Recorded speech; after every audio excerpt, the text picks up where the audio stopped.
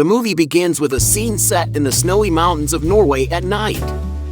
A girl named Sarah is seen running for her life, and from the expression on her face, it's clear that she's being pursued by someone or something. Unfortunately, while approaching her cabin, she trips and tumbles down a hill, causing injuries. Suddenly, mysterious beings attack Sarah and she dies painfully. In another location, 7 medical students journey to Oxford in Norway for their Easter break.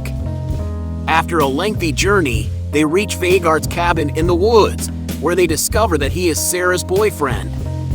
It transpires that Sarah had been skiing in the mountains near Oxford and the group was anticipating her return to the cabin. Despite her absence, they still had a fun time drinking excessively and playing trivia games throughout the night. However, during the course of events, Liv, a blonde girl, stepped outside to relieve herself. As she was about to begin, she was startled by an unknown figure moving in the darkness. Liv holds her nose and rushes into the cabin to share her recent discovery, but no one believes her. While the group ponders their next activity, a mysterious hiker unexpectedly appears at the door. The group reluctantly allows the hiker to join them as he expresses his desire for coffee. As they sit together, the hiker begins to recount the dark history of Oxford. He reveals that during World War II, a German force known as Einsatzgruppe, led by Standardführer Hitler, invaded and occupied the area. For 3 years, the Nazis subjected local people to abuse and torture. Towards the end of the war, as Germany faced imminent defeat, its soldiers resorted to looting all valuable possessions in a town. However, the citizens staged an uprising and successfully ambushed the Nazis. The attack resulted in many casualties among them, while those who survived, including Hitler himself and his general, were forced to flee into the mountains. The townspeople presumed that all of the missing individuals had perished due to the severe cold conditions since none of them returned. However, the truth is unknown. The hiker concludes his tale with a solemn expression, but the teenagers dismiss it as a mere fairy tale and laugh it off. Feeling irritated, he departs from the cabin and establishes a campsite in the mountains. While consuming canned food, he is abruptly interrupted by an unfamiliar sound outside. It seems that the creatures from earlier in the movie have returned. The hiker takes his rifle and steps out of his tent to investigate. Suddenly, a person rushes past him and slits his throat in an instant. The hiker quickly retreats back into the tent, but it is too late as the killer follows him inside and violently ends his life. Meanwhile, Vegard is woken to a ghastly figure placing something beneath the floorboards of the cabin. Believing it to be Sarah, he calls out to her, but she ignores him and leaves the cabin. Scared, Vegard follows her outside and shockingly finds her covered in blood. Vegard shudders as he wakes up from a nightmare. He quickly realizes it was just a bad dream and decides to search for his girlfriend Sarah on a snowmobile the next morning. Vegard says goodbye to the group and assigns Martin, the alpha male, with the task of descending the mountain and calling for help if Vegard does not return by the next day. Then, he searches through the snowy hills until he spots a tent in the distance and proceeds towards it to investigate. Upon arriving at the location, Vegard is shocked to discover a deceased hiker with his abdomen lacerated and intestines exposed. Additionally, he notices a trail of bloody footprints and decides to pursue them in hopes of locating Sarah. Regrettably, while reaching too far, he falls into a pit and loses consciousness. Later that evening, the group at the cabin enjoys drinks and music. While searching for beer under the floorboards, Erland, who is a heavy-set man, stumbled upon an old and enigmatic wooden box. To his surprise, he discovered numerous valuable items and gold coins from World War II upon opening it. After the discovery, everyone is amazed and agrees to divide the treasure upon Vegard and Sarah's return to the cabin. Later that night, while the group continues their celebration, Erland goes outside for a bathroom break. As he walks, a golden coin slips out of his pocket and lands in the snow. His girlfriend, Chris, joins him in the restroom and they engage in sexual activity. However, a frightening zombie appears outside and takes the gold coin that has been linked to the murders of nearby hikers. Shortly after, Erland returns to the cabin while Chris is still using the toilet.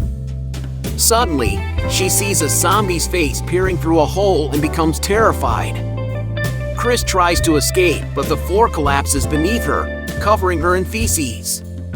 Chris hastily rises and hobbles towards the cabin, shouting for assistance. Unfortunately, the loud music drowns out her cries, preventing the others from hearing her. After several excruciating minutes, Hannah, a girl with dreadlocks, finally hears Chris' screams and turns off the music before venturing outside to investigate. Just as Chris is about to be found, she is suddenly seized by the zombie and carried off. The boys also sense a presence in the darkness and arm themselves with a shotgun before venturing outside to investigate. To their horror, Sarah's rucksack is discovered buried in the snow. Meanwhile, Hannah catches sight of Chris through the cabin window, but not as she had anticipated. Chris has been decapitated and soon after her body is split in two. Liv noticed something and approached the window slowly. Suddenly, a zombie broke through the glass and violently pulled her hair, putting her in danger of suffering the same fate as her friend. Fortunately, Hannah arrived just in time to save Liv by cutting off her hair. The group has just come to the realization that they are being pursued by lifeless monsters, causing them to panic. They regroup and quickly barricade all entrances, but soon discover that hundreds of these creatures have spawned outside their cabin. One of the attackers reaches through the window and attempts to open the door, but Hannah quickly stops him. It becomes clear to Erland, who is typically referred to as a nerd, that they are dealing with zombies. He warns his friends to avoid being bitten at all costs. However, he ironically becomes the first one to be bitten. Erland's body froze by the window, and some zombies broke through the glass to drag him out. They mercilessly tormented him before finally killing him. The group was left terrified after witnessing their friend's brutal death. To avoid a similar fate, they did their best to fend off the zombies.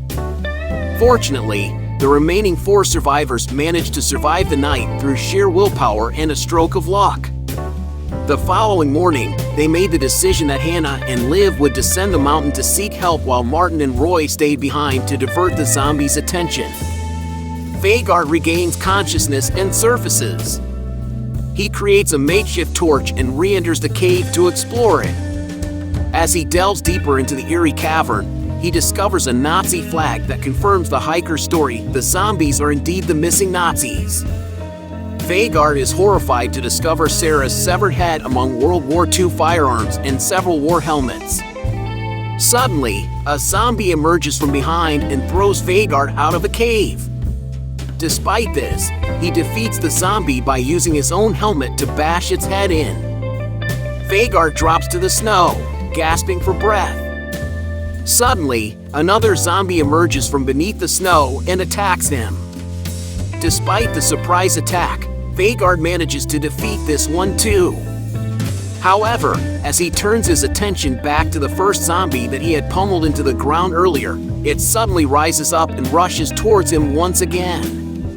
During the battle, both of them end up hanging on the edge of a cliff. Fortunately, Vegard emerges victorious once again by killing the zombie. He then cleverly uses its intestines as a rope to climb back up to safety. During the process, Vegard is bitten on the neck. However, his adrenaline rush prevents him from dwelling on it. Meanwhile, Hannah and Liv are spotted sprinting for their lives as a swarm of hundreds of zombies rapidly approaches them. With no other choices, they split up and flee in opposite directions. Unfortunately, Liv is caught by a zombie which renders her unconscious. When she regains consciousness, she discovers the gruesome sight of the zombie devouring her entrails. In a final attempt to eliminate the zombies, Liv swiftly pulls out the pin of an M24 stick grenade and annihilates all creatures in the vicinity, including herself. Unfortunately, this explosion draws the attention of Hitler, the leader of the zombie army, who dispatches his troops to investigate. Hannah hides in a tree while 2 zombies search for her. She seems to have successfully avoided detection, but suddenly a crow notices her and starts making noise. Hannah's location is exposed, and a zombie begins to climb the tree. However, she quickly thinks on her feet and escapes. She lures the zombie towards a cliff edge and breaks the ice, causing both of them to fall onto thick snow below. Although none of them are seriously injured, Hannah is the first to get up and takes advantage of this by bravely killing the zombie before searching for her friends.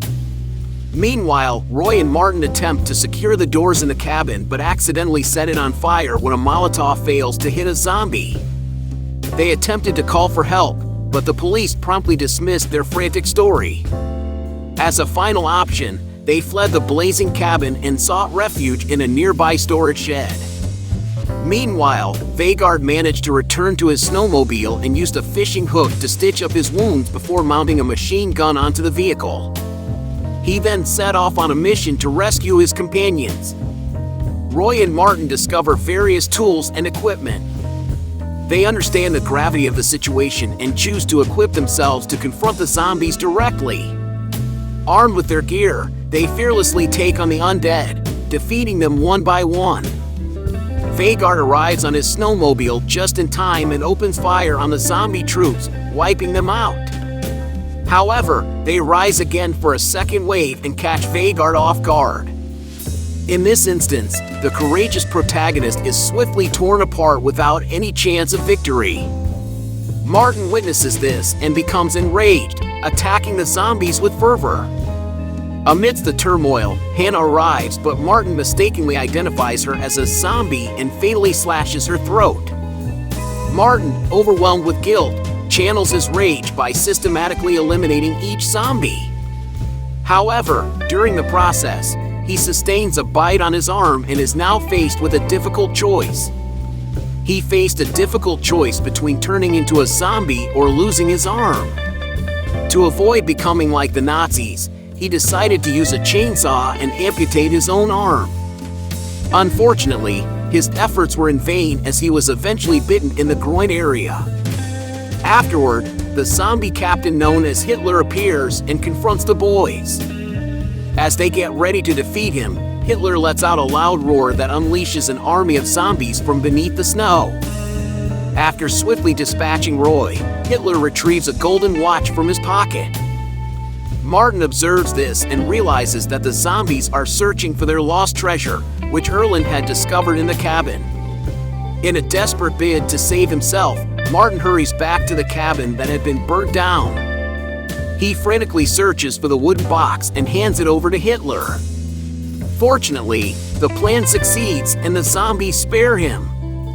Martin, feeling relieved, descends the mountain peacefully and gets into his car. But as he is about to drive away, he discovers a gold coin on the car floor that he had unknowingly taken from the cabin. Suddenly, Hitler and his group appear outside the car, poised to kill Martin. This marks the end of the movie.